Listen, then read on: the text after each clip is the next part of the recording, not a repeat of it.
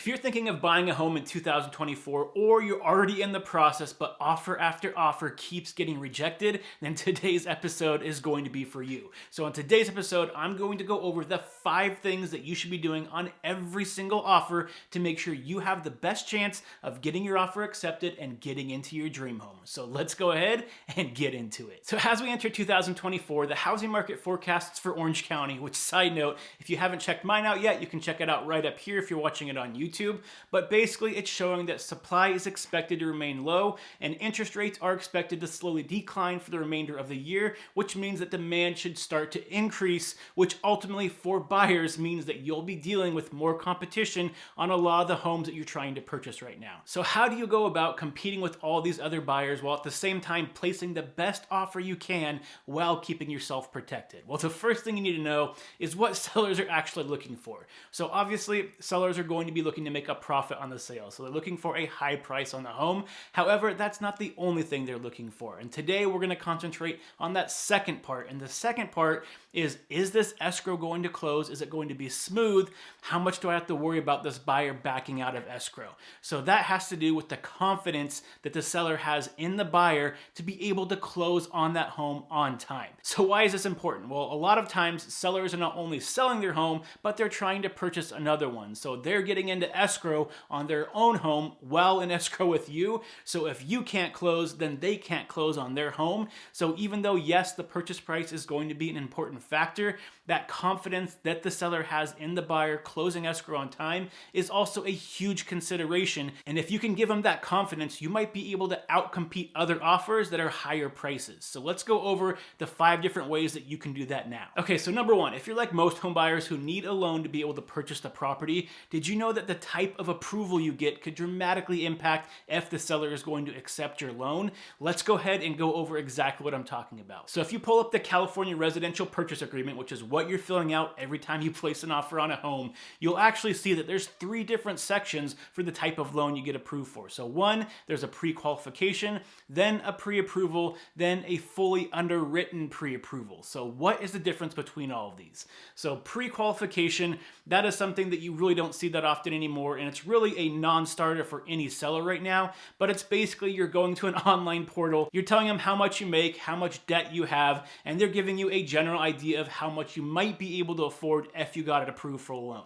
So this doesn't require a lot of paperwork, and it's not very precise, so it's not something that most sellers are going to want to even look at because it's just too unknown. You don't really know if you're going to actually be approved for a loan with that basic documentation. So if you have one of those pre-qualification letters and not pre-approval letters where you're just not sending in a lot of documentation to your lender, know that you're going to have a very difficult time getting an offer accepted. So let's go on to the other 2, which are what you typically see for most buyers right now. And let's start with pre-approval. So pre-approval is when you're actually sending the documentation to the lender and they're looking at things like paycheck stubs and going through your bank account, and they're running the numbers and giving you a clearer picture of what type of home you can afford based off your current income as well as your debts. So this type of pre-approval is a lot more common, and it's something that a lot of buyers have when they first go out shopping for homes. But did you know there's an extra step above that called the fully underwritten pre-approval, which in a lot of cases can give you an edge up on your competition because not a lot of home buyers are doing it right now.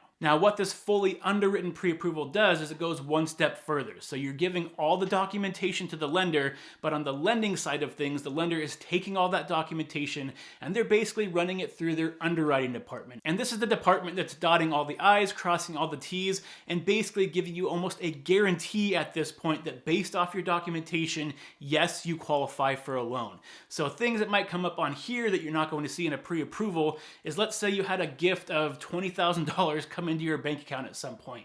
During a pre-approval process, they're not usually asking for documentation around that. They're just getting a verbal explanation of what that is. But when you go through the underwriting department, they're going to ask for documentation on where that money came from, why it came there, and they're basically going through and getting every document they need to get you fully approved. So that way when you go and place an offer on a home, so that you and the seller can know with almost absolute certainty that when you place an offer on a home and you have that fully underwritten pre-approval, that you're going to be able to purchase that house. Now, the other reason this fully underwritten pre-approval comes in handy is if a seller needs to do a quick close, let's say they're moving and they need to sell the house quickly, so they're looking for an offer that can close maybe in 14, 15, 16 days versus the typical 25 to 30 days.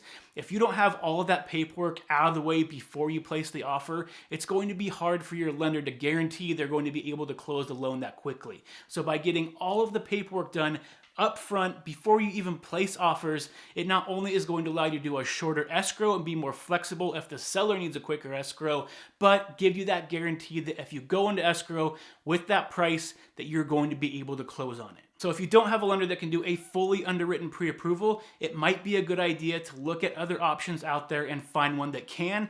That way you're going to be able to be as competitive as possible, and it's just more security for yourself and for the seller, so everybody wins. Okay, so number 2, you need to make sure that your real estate agent is calling the seller's agent to figure out exactly what the seller is looking for in their offer. You'd be amazed by how many people do not call the agent, just send in an offer with no explanation, and they might not be realizing it, but that agent is basically sabotaging you. So let me explain. So let's say that you did get that fully underwritten pre-approval and you can close quickly on a house, and to be competitive, you wanted to do a 14-day escrow. So you put that in the offer and send it to the agent.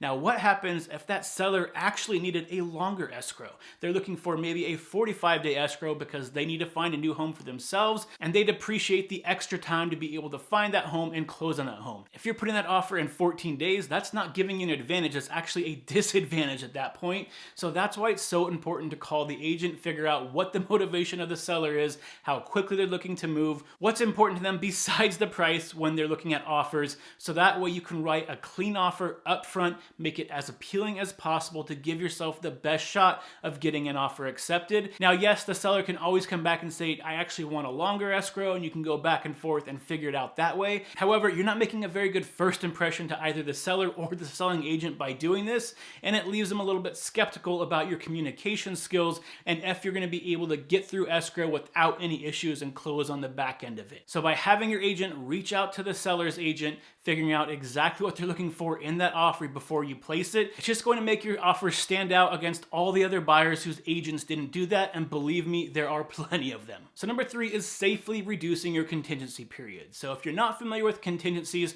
what they are is basically protections put in place in the contract to give you an out if something was wrong with the house and you no longer wanted to buy it. So if you found something with the inspection you didn't like, you can back out of escrow, get your deposit back. If the appraisal didn't come back in value, if you couldn't get the loan approved, you could back out of escrow, get your deposit back within these time frames provided. Now, typically, the way the contract is written, you have 17 days to do all these things. So get the appraisal, get an inspection done, make sure the loan gets approved. However, the problem with that on the seller side of things is that gives you 17 days to back out of the contract. So if you're able to reduce those contingencies even at all, it just basically locks you in to purchase the home a little bit quicker, giving the seller a little bit more confidence that you're going to be able to close escrow. So let's go over 2 quick examples of how this might work in a real life situation. So let's say you're trying to purchase the house, and again, the contract states for the inspection contingency, you have 17 days to do your inspection. However, if you're proactive about it and you call the inspector before you place the offer, and you're able to have them set an appointment for you maybe 2 or 3 days after you place that offer, this would allow time for you to get your offer accepted, and then only a day or 2 after it's accepted,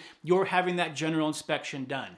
Typically, once you have that inspection done, you're going to know pretty quickly if you need any additional inspections, like in a plumber or an electrician, because typically a general inspector is a general inspector. They're not going to be licensed in a bunch of different categories, so they might recommend that you need a secondary inspection done based on what they find in the house. So typically, the general inspector goes out there, let's say 2 days after escrow opens, he does the inspection, he finds some plumbing issues, you get a plumber out there, maybe 2 days later, they give you a quote on how much it would be to fix. You go back and forth with the seller for another 2 or 3 days, figuring out what they're going to fix, what they're going to give credit for, and you come to agreement on day 7. By being proactive and scheduling that inspection for right after escrow opens, you're typically not going to need the full 17 days to do all those inspections, and you might comfortably be able to put it down to 14 days, 12 days, or even less depending on the situation. And again, this will give you a better shot of getting your offer accepted, because the shorter the contingencies are, the more secure your your offer is going to look in the seller's eyes. Now, another one, again, has to do with the lender, and again, has to do with that fully underwritten pre-approval. If they have all the documentation they need and they're just basically waiting for an appraisal of the property at this point, the lender probably doesn't need a full 17 days to get your loan approved. They just need the appraisal to come back, and they put it through the underwriting department one more time, and they can get everything taken care of very quickly. So typically, you might be able to reduce that contingency as well to 14, 12, 10, or even 7 days and still be protected because they're already doing all the work up front before you go into escrow. So these are just a few situations, and every house and every situation will be a little bit different, but these are the type of things that can get your offer put above someone else's, while again keeping you safe at the same time. So number 4 is when you place an offer, make sure you have the lender call the selling agent to go over all the financial stuff that the selling agent might need to know before actually going over the offer with the seller. This is hugely important, and it's something that probably only 15 to 20% of lenders actually do,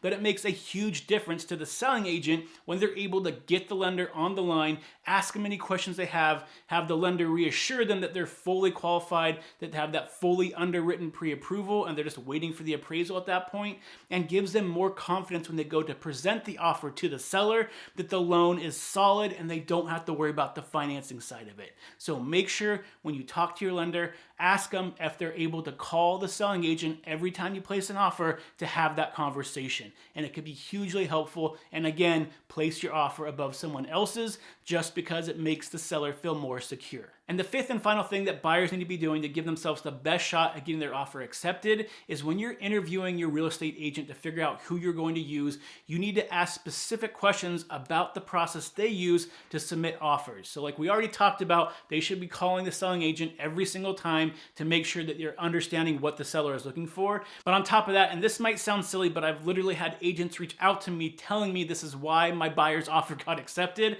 They need to be able to have good communication skills and be able to follow directions. So the 2 things that I want to point out here is when an agent is submitting an offer on behalf of a buyer, they should be writing an extensive email going over all the information about the offer, summarizing it, putting in any information the seller or the selling agent might need to know, the lender's contact information, and anything that's going to help make the case on why you're the best offer possible. This is just one extra opportunity for you to communicate with the seller and the selling agent as to why your offer should be accepted over anybody else's. Now, when it comes to following instructions, and I know this sounds crazy, but when an agent puts the house in the MLS, there's typically an agent remark section, and that basically gives the agent all the instructions on how the offer should be submitted. So sometimes, for example, the seller wants all of the documents compiled into one PDF to make it easier to read, or maybe the selling agent wants everything sent to a separate email address so it doesn't get lost in their inbox. You'd be amazed by how many agents don't take the time to read those instructions and follow them,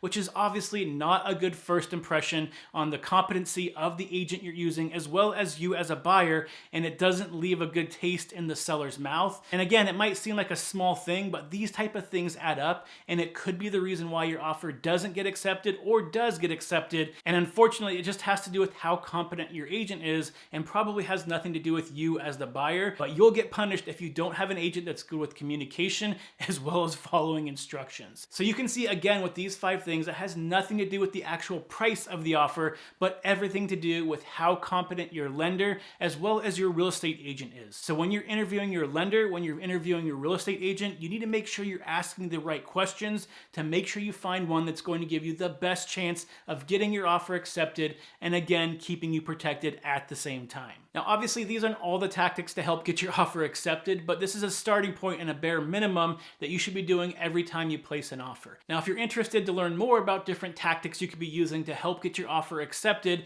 feel free to set up a discovery call with me anytime. It takes about 30 minutes, and I can go over your individualized situation and give you the best game plan possible to make sure you're giving yourself the best chance of getting your offer accepted and getting into that dream home. So if you want to do that, feel free to check out the description below or the link in my bio, depending on where you're watching this. You can check out my calendar, find a time that works for you, and we can book a 30-minute call and go over all that information and any other questions you might have about buying a home in the housing market. So until next time, stay happy, stay healthy, and I'll see you on the next show.